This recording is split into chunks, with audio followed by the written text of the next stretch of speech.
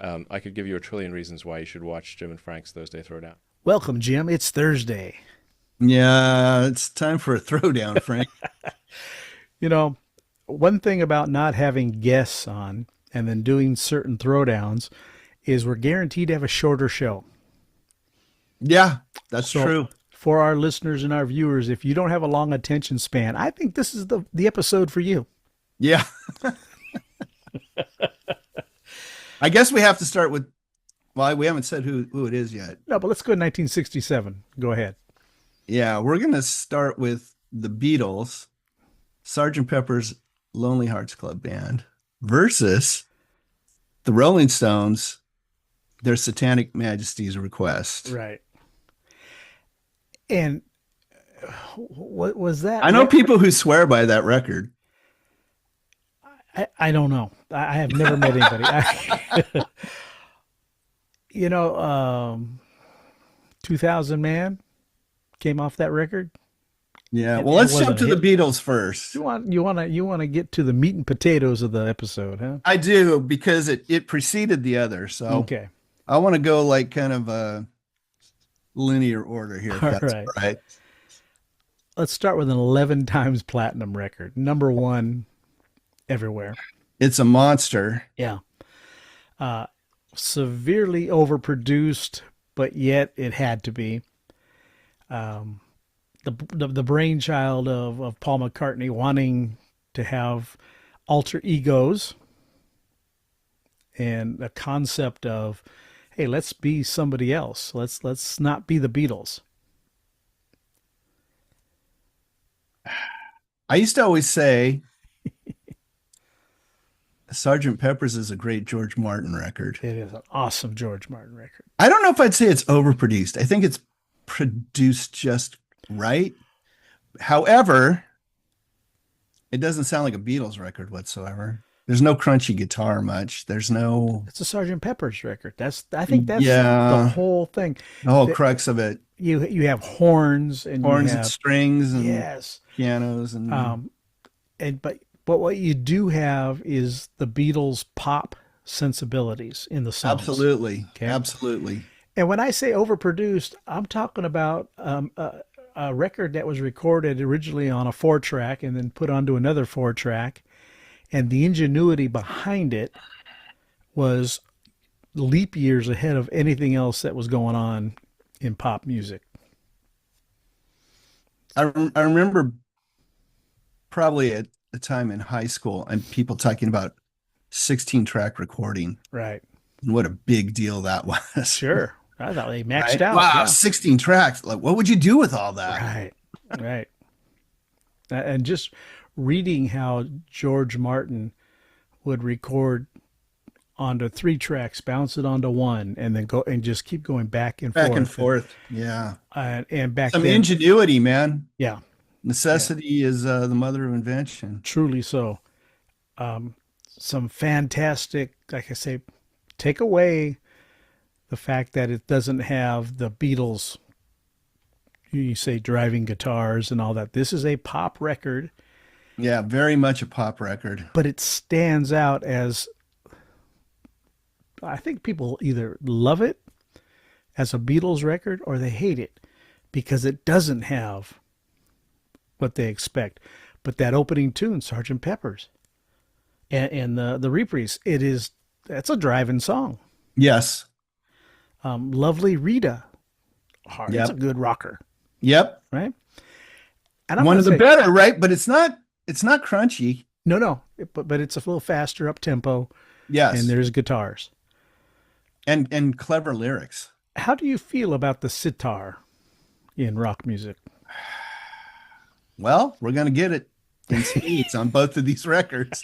Yeah, true. I I am not an abundant fan of it, but it fits, especially on George's song. It fits. When they did the whole Indian influence and everything, I was a little bummed out by that because that's not rock music. That's You not know? rock music. Yeah. And they were trying to open everybody up to something a little different. They could get away with whatever they wanted to do. Sure. because they were still great songwriters, sitar or not. Do you love with a little help from my friends, or are you burned out on that? No, I still love it. Yeah. And I started to think about this record.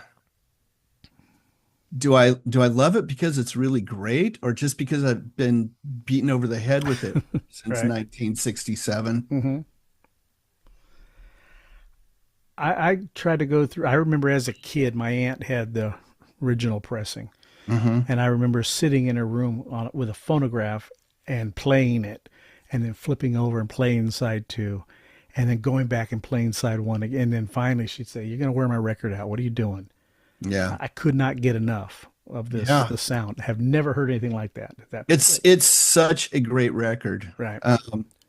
Do I think it's the best Beatles record? It may not be my number one, hmm but I think a lot of people hold it up. You know, when people talk about some of the greatest rock records, right? hmm Pet Sounds and Sergeant Pepper are the two that kind of right at the top all the time. Almost immediately, and there was some influence going on there, right? When they heard Good Vibrations, they were like, okay, Yeah. we need to do something. I think I'm going back here. I shouldn't need to do this, but the singles, with a little help from my friends, of course. Yep. Lucy in the Sky with Diamonds. LSD. Oh my gosh, right?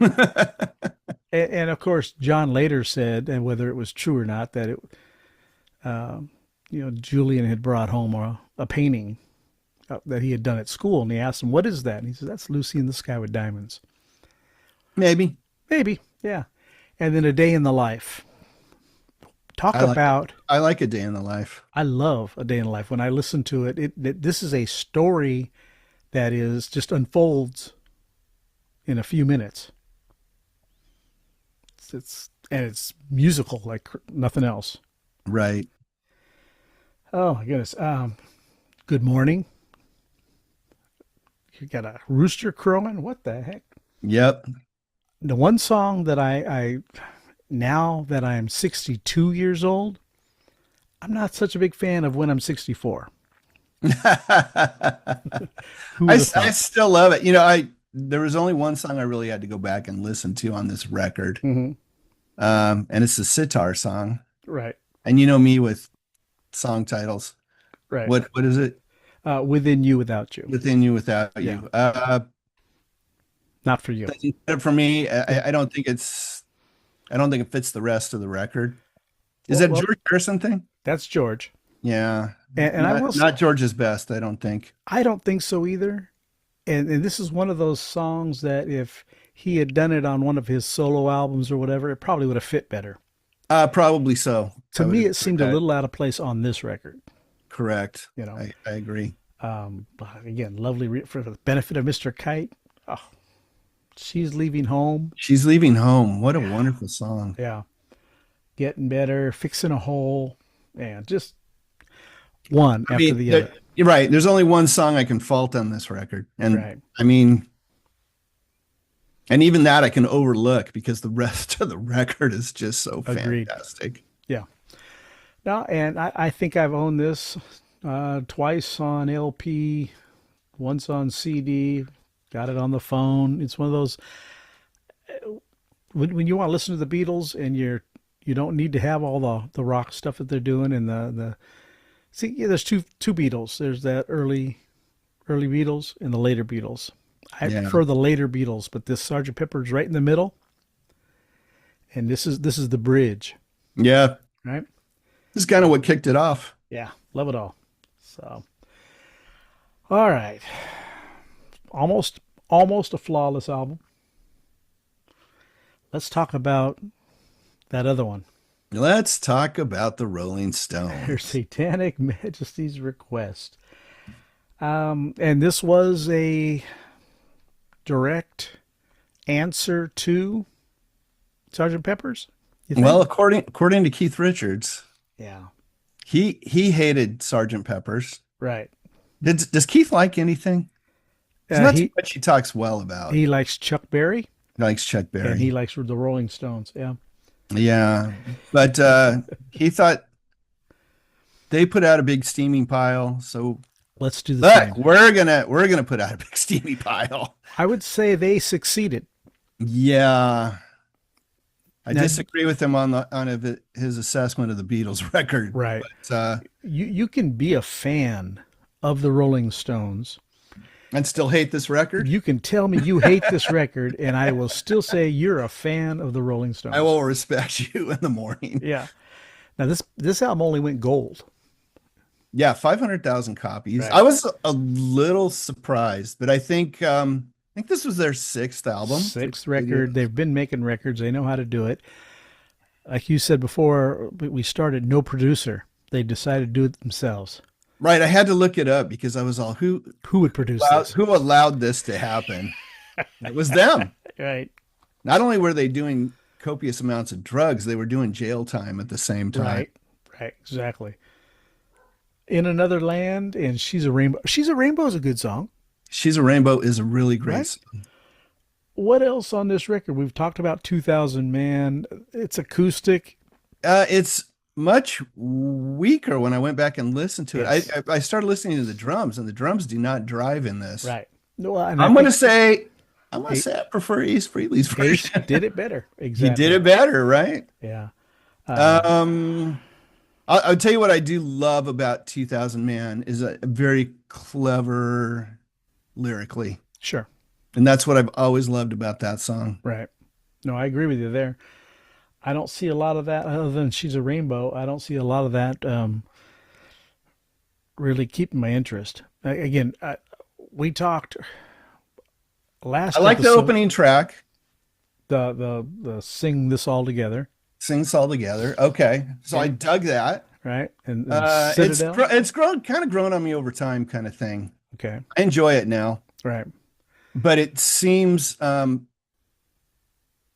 Tell me if it's not like their kind of version of "Get By with a Little Help from My Friends" Right. or an "All You Need Is Love" kind of Get thing. everybody You know? singing in the chorus here. And Right, right, right.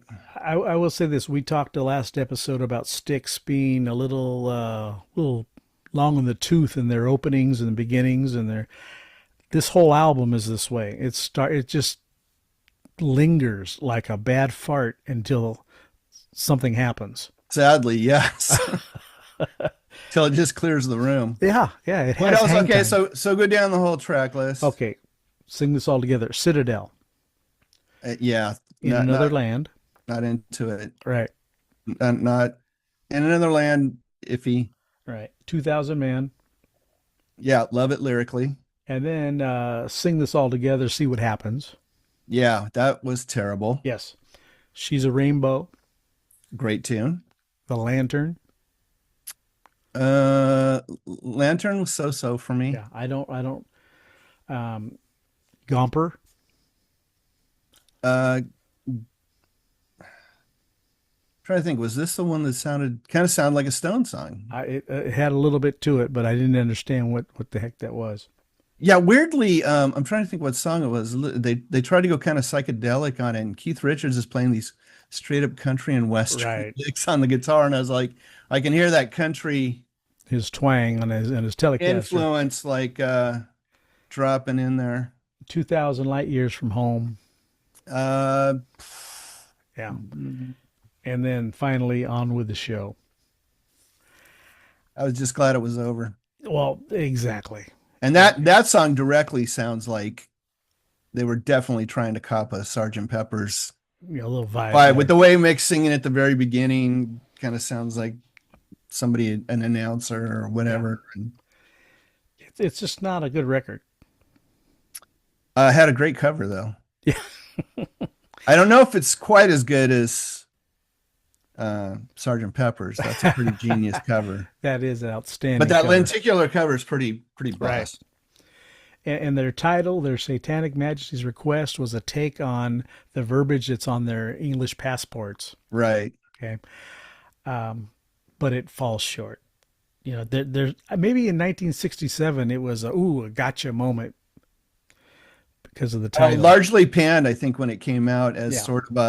sort of a poor man's bad imitation of Sergeant Pepper's. I gotcha. Yeah. Says evidently People have treated it better over time. I'm just not really sure why. Yeah. It just has to be, and this is their sixth record, and you wonder how did they stay together for so long in one form or another for a gazillion years. They got away from this. They went back to what they're supposed to do. Yes, very much so. And God bless them for it. Yeah. I don't get people who want to debate the Stones versus the Beatles. Two completely different record bands. I'll take the Beatles outpit any day. Yeah. I think their records are way more even than the Stones stuff. Stones to me have plenty of throwaway tracks. Almost every Stones record is that way. You have, out of 9 or 10 songs, you might have 4 that are outstanding. Their singles are usually pretty fantastic. Right. But key fact, they didn't have George Martin leading the way and keeping it all together like we had talked about before. Exactly. They needed somebody to rein them in on this record. Yeah. And goodness. I've read several times before that it's Keith Richards' band, not Mick Jagger's. But if you're on heroin half the time, somebody's got to be leading the charge. Right. Yeah. So, oh well. So what do you say? What is this a toss up for you? Oh yeah.